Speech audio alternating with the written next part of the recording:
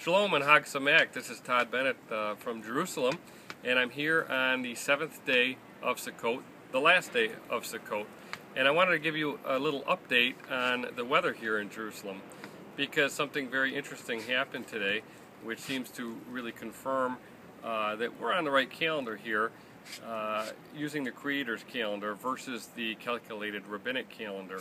Last night would have been the final night to sleep in our sukkahs, in our temporary dwellings, and interestingly, this morning, and actually just a few minutes ago, it rained pretty good here in Jerusalem, and it would have got everything wet if we had our sleeping bags and things out here. But the good news is we kind of wrapped things up this morning because we didn't have to sleep in the sukkahs anymore.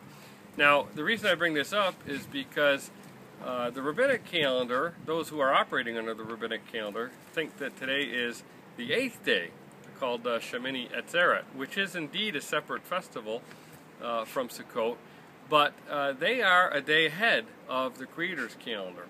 And so they're, you can even hear in the background at times, celebrating in their synagogues. They're singing, they're rejoicing, they're dancing, because they think today is the 8th day. Now, the reason I bring up this distinction in the calendars is because it's very important, especially this year. Those under the rabbinic calendar celebrated a day earlier than those of us on the Creator's calendar.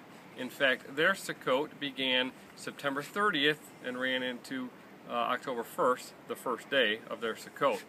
Now, apparently there was some real issues between the rabbis because the weather was really quite terrible during that first day of the rabbinic Sukkot. And I understand that there were some newspaper articles where the rabbis were trying to discern what exactly the problem was, because this is the season of our joy. And when we dwell in the sukkahs, the weather's supposed to be really nice. It's not supposed to be miserable. So they were wondering what the problem was. And indeed, there was a problem, because they're operating under a calculated calendar. So instead of looking at the 7th month beginning at the first sliver of the new moon, they're operating on just a calculation. So their new moon day was off, which meant the rest of the feast of the 7th month and the rest of the appointed times of the 7th month would be off.